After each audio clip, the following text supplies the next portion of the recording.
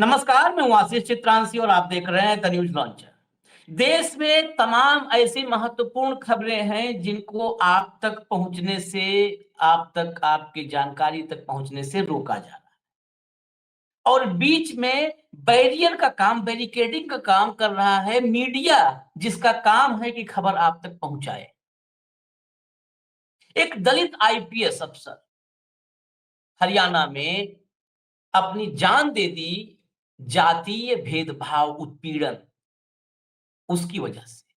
ये खबर आप सबको पता है, लेकिन अब ये खबर कहां तक पहुंच चुकी है? मोदी और शाह को 48 घंटे का अल्टीमेटम दिया गया है। लोग कहेंगे कि नायब सिंह सैनी के लिए अल्टीमेटम है, मुख्यमंत्री हैं हरियाणा के, लेकिन फिर मैं कहूंगा हु इज नायब सिंह सैनी? पलची वाले मुख्यमंत्री खुद फैसला करते हैं क्या? मोदी और शाह की सहमति के बगैर या शाह के इशारे के बगैर पत्ता भी हिलता है क्या भाजपा में या भाजपा शासित प्रदेशों में? तो ये अल्टीमेटम मोदी और शाह को है, 48 घंटे का अल्टीमेटम है। 48 घंटे के अंदर अगर सारी डिमांड पूरी नहीं हुई तो 5 लाख लोग सड़कों पर होंगे। 5 लाख, ये जेनजी भूल जाइए, छोटा पड़ जाएगा वो भी। 5 लाख और घेर लेंगे ये सब और एक्शन लिया तो बीजेपी मुंह नहीं दिखाने लायक रहेगी। ये साबित हो जाएगा कि भाजपा शासित सरकारों में वो डबल इंजन हो, ट्रिपल इंजन हो, उसमें जो अफसरशाही है वो मनुवादी है। लाइए इस चर्चा में हेमंत जी को। हरियाणा का मामला है तो हरियाणा की राजनीति, अफसरशाही दोनों को बेहतर समझते हैं हेमंत जी। स्वागत है हेमंत भाई आपका। जरा खबर फटाफट आपको मैं दिखा दूं और सीधा आपके पास खबर लाइए भाई। दिखाइए खबरें, दिखाइए। ये खबर देखिए, खबर भी दिखा दे, खबर के भीतर भी। दिवंगत आईपीएस वाई पूरन कुमार के परिवार ने दलित समाज के नाम संदेश दिया है। संदेश देखिए, संदेश में क्या कहा। वाई पूरन कुमार जी दलितों पर हो रहे अत्याचार के न तो पहले शिकार हैं और न ही अंतिम शिकार हैं। ये संदेश मुझे लगता है सीजेआई गवई को भी पढ़ना चाहिए। वाई पूरन कुमार जी दलित समाज के लिए काम करते थे, इसलिए उन्हें जाति आधारित प्रताड़ित किया गया। यह सारा दलित समाज जानता है। वह दलित समाज के लिए शहीद हुए हैं और आज दलित उनके इंसाफ की लड़ाई लड़ रहा है। हमारा परिवार इस वक्त इस सामर्थ्य में नहीं है कि इस इंसाफ की बड़ी लड़ाई को अकेले लड़ सके। परिवार की तरफ से पूरे दलित समाज से अपील है कि इस लड़ाई में आप पिछले 6 दिनों से साथ दे रहे हैं। हम सभी दलित संगठनों का धन्यवाद करते हैं और हमारा इस लड़ाई को अंतिम इंसाफ मिलने तक जारी रखने का इरादा है। हमें सिर्फ दलित समाज से ही आशा है, वो हमें न्याय दिला सकते हैं। इस अपील में एक मैं उन्होंने धन्यवाद दिया सबको, लेकिन मैं आईपीएस पूरन कुमार की पत्नी, आईएएस पत्नी को धन्यवाद देना चाहता हूं। उस पत्नी का जज्बा जो इस विकट घड़ी में, इस दुख की घड़ी में, और खासकर जब बहुत बड़े पदों पर लोग होते हैं तो अक्सर उनको झुकते हुए देखा जाता है। वो क्यों पंगे ले, लोग हमारे यहाँ कहते हैं ना, क्यों पंगा लेना यार। लेकिन मैं आईपीएस पूरन कुमार की पत्नी को सैल्यूट करता हूं और धन्यवाद देता हूं। अब ये देखिए, जो युवा हैं दलित समाज में, उनका कहना है अगर सरकार उनकी गिरफ्तारी नहीं करती है, डीजीपी वगैरह की, तो ये लोग सड़क पर उतरकर प्रदर्शन करेंगे, पैदल मार्च करते हुए डीजीपी शत्रुजीत कपूर का घर घेरेंगे। दलित नेताओं की मौजूदगी को देख के सचिवालय में भारी पुलिस बल तैनात किया गया। एसडीएम को दलित समाज के लोगों ने ज्ञापन सौंपा और कहा महामहिम राज्यपाल को जल्दी से जल्दी पहुंचाया जाए और कार्रवाई को अमल में लाने की तुरंत जो है प्रक्रिया शुरू की जाए। दलित समाज के लोगों ने कहा कि एसपी नरेंद्र बिजलानिया और डीजीपी शत्रुजीत कपूर को सरकार बचाने में लगी हुई है। ये लाइन गौर कीजिएगा, लगी है बचाने में, सीधा सीधा। ऐसे में उनकी गिरफ्तारी बहुत जरूरी है। इस समाज के लोगों ने यहाँ जिला प्रशासन को ज्ञापन दिया और कहा जब तक गिरफ्तारी नहीं होगी धरना प्रदर्शन होगा। नेक्स्ट लाइए, फटाफट लाइए, शॉर्ट में बताएं। हरियाणा में दलित सड़कों पर उतरना शुरू हो गए। रविवार को जब हम ये चर्चा कर रहे हैं, आज राज्य में कई जगहों पर दलित समाज के लोग सड़कों पर उतरे। यमुनानगर में अनाज मंडी में इकट्ठा हुए, पैदल मार्च किया लघु सचिवालय तक और डीजीपी की गिरफ्तारी की मांग की। नेक्स्ट लाइए, फटाफट लाइए। ये देखिएगा, इसको गौर से देखिए। इसमें राज्य सरकार को 48 घंटे का अल्टीमेटम दिया है, जिसे हमने सीधा लिखा है मोदी साहब को अल्टीमेटम। ये है अल्टीमेटम उन्हीं को। महापंचायत हुई और महापंचायत ने दिवंगत आईपीएस के परिवार के लिए इंसाफ की मांग करते हुए कहा, अगर डीजीपी शत्रुजीत कपूर को नहीं हटाया गया तो देश भर में आंदोलन होगा। साथ ही चेतावनी दी कि अगर 48 घंटे में कार्रवाई नहीं हुई तो चंडीगढ़ प्रशासक का घेराव किया जाएगा। अब बाइट है, जरा बाइट एक तो सुनवा देते हैं हेमंत भाई। बाइट लाइए, पहली सुनवाइए फटाफट लाइए। ये अत्यंत गंभीर विषय पूरे देश के सामने आया है। एक बहुत ही वरिष्ठ और होनहार आईपीएस अधिकारी, एडीजीपी रैंक के अधिकारी जब से कदम को उठाने पर विवश होते हैं और उसके बाद नोट के आधार पर उनकी धर्मपत्नी, जो स्वयं एक सीनियर वरिष्ठ आईएएस अधिकारी हैं, वो गुहार लगाती हैं, पुलिस थाने में कंप्लेंट करती हैं कि एफआईआर दर्ज हो, जिस कंप्लेंट में ना सिर्फ जातिगत उत्पीड़न के आरोप लगाए जाते, लेकिन आरोपी पुलिस परिवार के वरिष्ठतम अधिकारी, कानून व्यवस्था के मुख्य संरक्षक ऐसे आरोपी होते हैं। ऐसे इससे गंभीर विषय मैं नहीं समझता कि देश के सामने कोई आया। ये पूरे सिस्टम पे जब ऐसे आरोप लगते हैं और ऐसे आरोपी हैं, तो यानी कि पूरा सिस्टम संदेह के घेरे में है। सिस्टम में किस तरह का क्या खामियां हैं वो आज देश के सामने आ रहे हैं इन आरोपों से। और आज देशवासी सरकार की तरफ नजर उठाए देख रहे हैं कि न्याय हो, और न्याय का अर्थ है निष्पक्ष जांच हो, स्वतंत्र जांच हो, कोई उस जांच को प्रभावित ना कर पाए, क्योंकि जो आरोपी हैं वो सीनियर से सीनियर अधिकारी हैं। अगली बाइट चला दीजिए, जरा अगली बाइट चलाइए फटाफट। ये फोगाट खाप की तरफ से हम यही कहना चाहेंगे कि आईपीएस वाई पूर्ण कुमार के साथ जो ये हादसा हुआ है, ये बहुत ही गंभीर मामला है और इसकी पूरी जो है न्यायिक जांच होनी चाहिए। इसके अंदर दोषियों को सख्त से सख्त सज़ा मिलनी चाहिए और जो निर्दोष हैं उनके ऊपर जो है उन पर ज़्यादा ज्यादती ना की जाए। हम देख रहे हैं कि एक बड़े बड़े पदाधिकारियों को छोड़ करके सरकार जो एक छोटे रैंक के एसपी के ऊपर जो इतना बड़ा एक्शन ले रही है, जबकि डीजीपी वाई पूर्ण कुमार जी जो बड़े रैंक के अधिकारी थे, तो उनके ऊपर प्रेशर कोई छोटे पद का अधिकारी डालेगी थोड़ा सा मुमकिन नहीं है। तो इसलिए मैं तो यही चाहता हूँ, हमारी पूरी सर्वजातीय फोगाट खाप यही चाहती है कि उनके साथ जो बिल्कुल न्याय होना चाहिए और दोषियों को सख्त से सख्त सज़ा मिलनी चाहिए। दूसरी बात ये कहना चाहता हूँ कि इसको जो है जातीय मुद्दा ना बना करके, ये पूरे समाज के जो है डीजीपी साहब थे और पूरे समाज की देखरेख इनके हाथों में थी, तो इसको जातीय मुद्दा और राजनीतिक मुद्दा ना बना करके और जो है इनके साथ जो है बिल्कुल जो न्याय करना चाहिए या न्याय नहीं होना चाहिए और इनके साथ जो है इनकी जांच बिल्कुल अच्छे तरीके से करवा करके और दोषियों को सख्त से सख्त सज़ा देनी चाहिए। इसके अलावा हमारी खाप पंचायतों की पंचायतें चल रही हैं, जो हमारे सर्वखाप फैसला लेंगी। सर्वजातीय फोगाट खाप हमारी सर्वखाप के साथ हमेशा से थी और हैं और रहेंगी आगे। देखिए, इस दूसरी वाली बाइट में न्याय की मांग हो रही है हेमंत भाई, लेकिन मामले को डाइल्यूट करने की इनडायरेक्टली कोशिश है, क्योंकि जातीय विभाजन यहाँ पर जो कह रहे हैं, जाति की राजनीति, जाति की बात ना हो, जाति के आधार पर ना देखा जाए, और जो बोला जा रहा है जाति के आधार पर ही बोला जा रहा है। कोई जाति विशेष का यहाँ पर जब एसपी से लेकर डीजीपी तक है, सब गिरफ्तार होनी चाहिए। आम आदमी क्या बचता? अगर वो एडीजीपी नाम लिख देते हेमंत अत्री, तो हेमंत अत्री क्या बाहर होते? मैं आज ट्रेलर दिखा देता हूं भैया, विजुअल दिखाइए, ट्रेलर है। इसीलिए 48 घंटे बाद फिल्म से थोड़ा सा चौकन्ना रहने की होती है।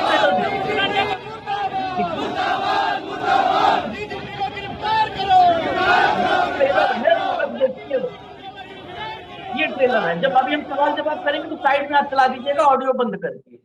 ये ट्रेलर है। अब 5 लाख, 10 लाख और 20 लाख रोड पे आ गए तो क्या होगा? हेमंत भाई, सरकार पर सीधा आरोप है कि वो अफसरों को अपने बचा रही है, और अफसर तो सबसे टॉप वाला, वही गिरफ्तार होना चाहिए, सबसे टॉप वाले पर आरोप है। क्या हरियाणा ही वाटरलू बन जाएगा मोदी के लिए? आशीष भाई नमस्कार, आपको सारे दर्शक साथियों को भी। देखिए, इससे शर्मनाक और चिंता की बात नहीं हो सकती कि एक एडीजीपी रैंक के अधिकारी के परिवार को न्याय मिलने में 6 दिन से सरकार हिला हवाली कर रही है, और उनकी जो मांग है उस पर किस तरीके से सारी चीजों को वो किया जा रहा है। आपने बिल्कुल ठीक कहा। दुर्भाग्यपूर्ण उसमें और भी ज्यादा ये है कि इससे जो जाति की राजनीति है वो कहीं ना कहीं उसको बल मिल रहा है एक खास अंदाज के अंदर। बहुत ही दुर्भाग्यपूर्ण। एक बात आपने एक पक्ष कहा कि किसी और का नाम नहीं, मैं आपसे दूसरी बात कह रहा हूं कि अगर एक एडीजीपी के परिवार को न्याय नहीं मिलता तो आप अपने जस्टिस डिलीवरी सिस्टम को देख लीजिए। सिंपल सी बात है। अगर चीफ सेक्रेटरी रैंक की एसीएस रैंक के अधिकारी हैं अमनीत पी कुमार, उनके पति थे वो एडीजीपी, वो लगातार उस तरीके से बैठी हुई है और 6 दिन में उनका पोस्टमार्टम नहीं हो पा रहा है दिवंगत का, तो आप उस परिवार की पीड़ा समझ सकते हैं, उस वेदना समझ सकते हैं, और सिस्टम की लाचारी, और मैं तो कहूंगा सिस्टम अपाहिज हो चुका है। कोई भी चीज होती है आशीष भाई, इतनी सीनियर ब्यूरोक्रेट के साथ एक घटना होती है। वो लगातार संघर्ष कर रहे थे तमाम मुद्दों को लेकर के जब सत्ता में थे, तमाम चिट्ठी पत्री, ये वो, प्रमोशंस को लेके, पोस्टिंग्स को लेके, हाउस अलॉटमेंट को लेकर, गाड़ी को लेकर के, उन मुद्दों में मैं नहीं जाऊंगा, मैं इसको फ्लेयर अप नहीं करना चाह रहा।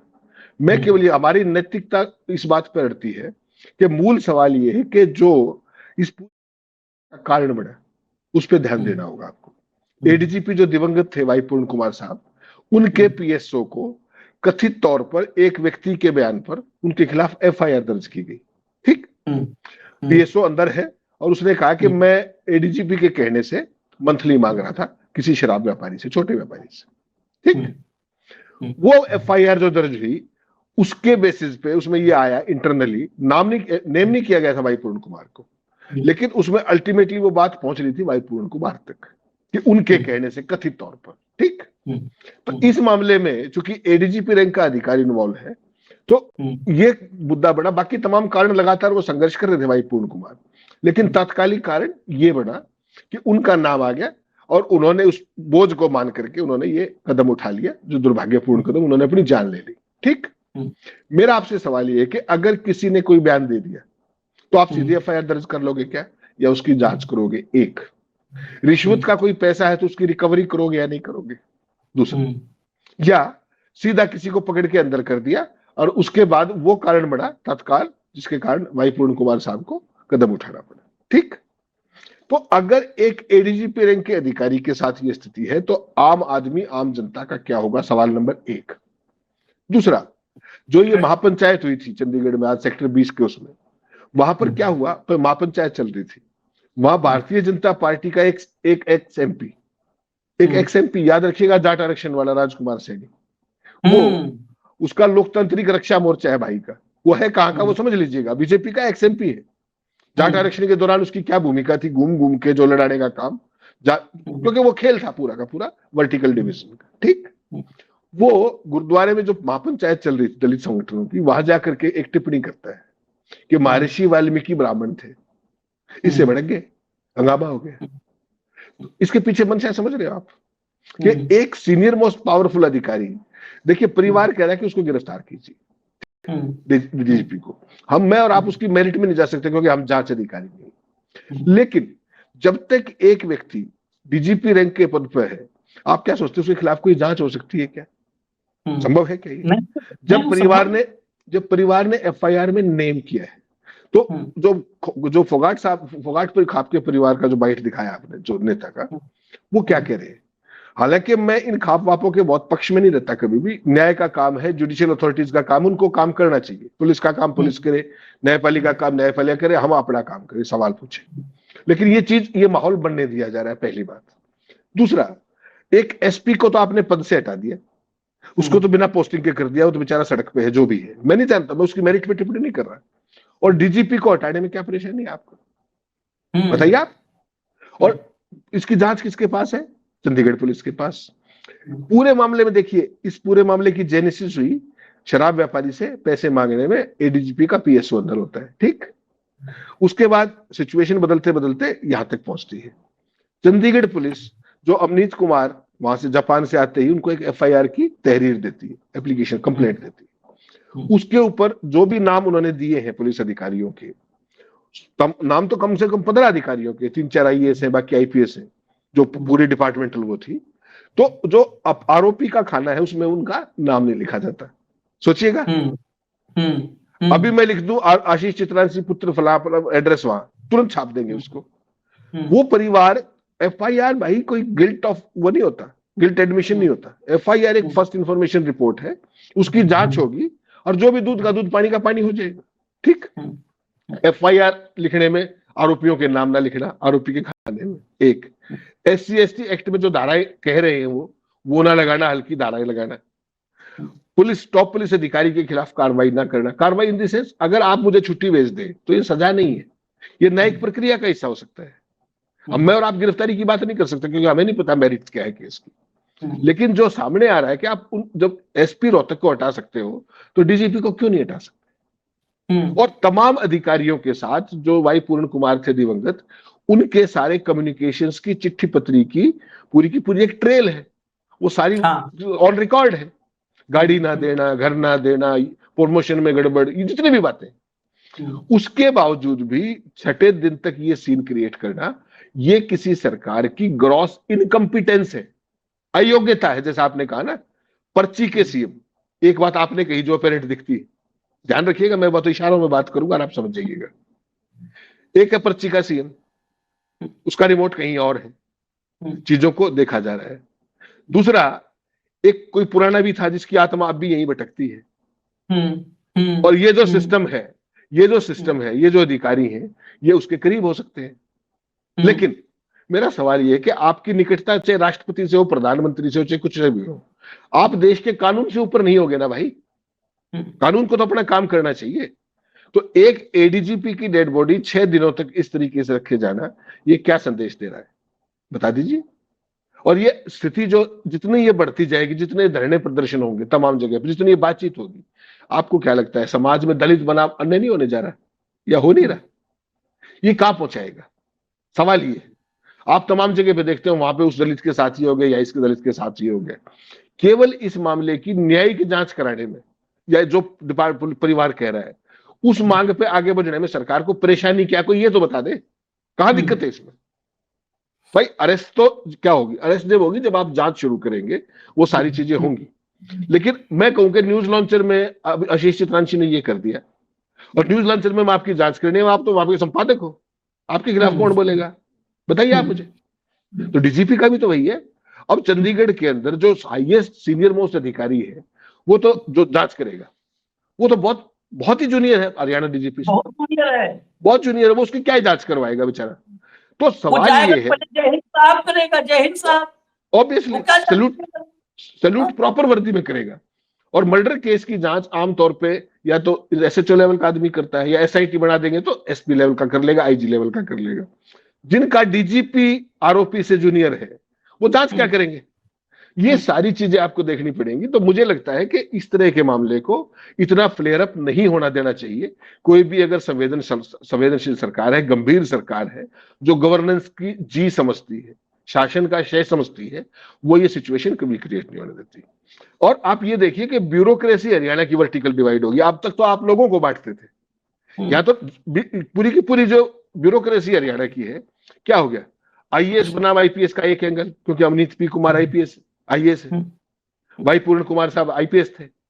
फिर ब्यूरोक्रेसी के अंदर भी तमाम लॉबीज आपको पता है हर स्टेट में होती है, हरियाणा कोई उससे अछूता नहीं है। तो उसमें दलित बनाम फला फला फला बनाम फला। तो अल्टीमेटली आप पहुंचा कहां रहे हो, मेरा केवल सवाल और चिंता ये है। इससे बिहार का चुनाव भी होने जा रहा है, कहीं वो ओवरटर्न तो नहीं आ जाएगी? सारी चीजें आपको देखनी पड़ेंगी। अब जो भी सिचुएशन है, इसको केवल और केवल दुर्भाग्यपूर्ण मैं कह सकता हूं। और CM जाके मिला है अवनीत P कुमार से, गवर्नर साहब आज सुबह मिलके आए हैं, उसके बावजूद भी अगर सिचुएशन एड्रेस नहीं हो पा रही है, आप बताइए 6 दिन से पोस्टमार्टम नहीं हुआ, संस्कार नहीं हुआ, ठीक, इसका क्या मतलब निकालेंगे आप? कि कोई है जिसका इसमें अदृश्य रोल है, वो आप और मैं तो जानते हैं, लेकिन हम कहेंगे नहीं क्योंकि मामला विचाराधीन है। तो ये पूरी की पूरी सिचुएशन अपने आप में एक प्रशासनिक अयोग्यता और अनुभवहीनता का इशारा करती है। मैं केवल इतना कहूं। नहीं, लेकिन इसके साथ प्रशासनिक अनुभवहीनता, प्रशासनिक निकम्मापन, प्रशासनिक अयोग्यता सब नकारापन सब अलग रख दीजिए। मैं एक ही बात कहूंगा कि इसमें देखिए राजनीतिक सवाल भी थोड़ा सा, राजनीति हो ही रही तो राजनीतिक सवाल, हमारा तो काम ये करना ना, हम कैसे ना करें, दुनिया राजनीति कर रहे हम सवाल भी ना करें।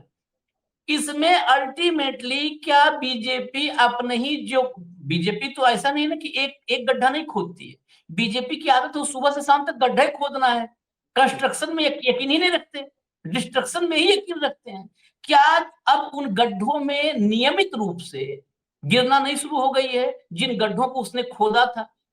क्यों मैं कह रहा हूं ये बात? देखिए इसमें कोई दो राय नहीं है कि जो है पूरन कुमार जी अब नहीं है, लेकिन जो तमाम आपने कहा फाइलें और सब कुछ हैं, एविडेंस जो हैं, वो सब कुछ बताते हैं कि पूरन कुमार के पीछे एक लॉबी जरूर पीछे पड़ी थी। कोई एक व्यक्ति को, एक इतने सीनियर आईपीएस को घर, गाड़ी, बंगला, प्रमोशन सब में अड़ंगा हो। अब बताइए एक आम आदमी जाता है, इतनी आसानी से एफआईआर नहीं होती है, होती है? नहीं होती ना।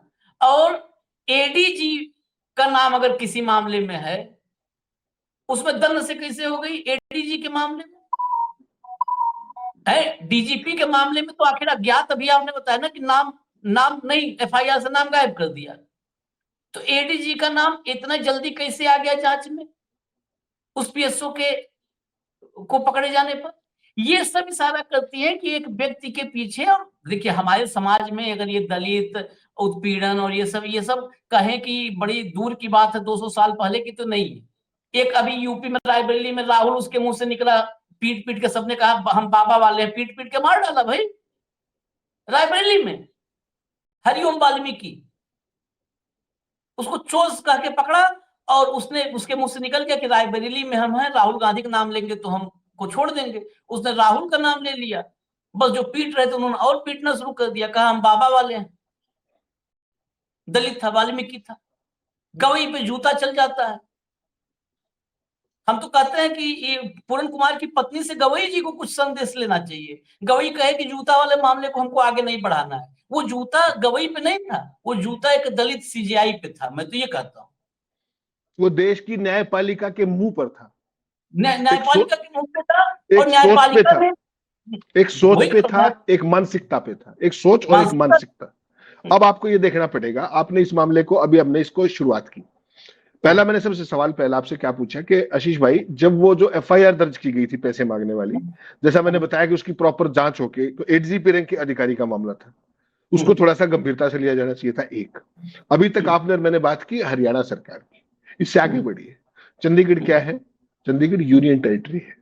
इसी में आने वाला था, सीधे अमित शाह को रिपोर्ट करती है यूटी पुलिस। क्या जब स्टेट गवर्नमेंट इस मामले में कदम नहीं उठा पा रही है, तो क्या यूटी को वो नहीं उठाना चाहिए कदम? अमित शाह जी को इन्वॉल्व चाहिए, इंटरवीन नहीं करना चाहिए क्या? यूटी का जो भी उनकी मांगे हैं, क्या कोई सेंट्रल गवर्नमेंट की तरफ से जाकर के और उन सारी बातों को सॉर्ट आउट करना चाहिए, नहीं करना चाहिए?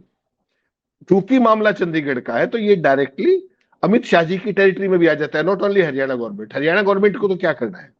केवल डीजीपी को छुट्टी पे भेजना या सस्पेंड करना है, जो भी वो उचित समझे। वो भी नहीं कर रहे। आप किसी सर्विंग डीजीपी को अरेस्ट कर सकता है क्या कोई? ठीक है, आप पूछताछ की फॉर्मेलिटी कराना जाके। तो ये सारी का सारा जो टाइम बाइंग है, हर चीज में सियासत नहीं करनी चाहिए, देखना पड़ेगा आपको। हरियाणा सरकार के पास ये मामला लगातार चलता रहा, यूटी के पास पर्चा भी दर्ज हो गया। सवाल ये कि हुआ क्या? जांच में तेजी क्यों नहीं आई? कार्रवाई क्यों नहीं हो रही है? जब परिवार सरेआम नाम लेकर के बोल रहे हैं। ये दूसरा, ब्यूरोक्रेसी का सीधा कंट्रोल, आईएएस आईपीएस की जो कार्डर कंट्रोलिंग अथॉरिटी कौन है? वो डीओपीटी है। डीओपीटी किसके पास है? डायरेक्ट मोदी के पास है। डीओपीटी का बॉस कौन है? सीधे मोदी है।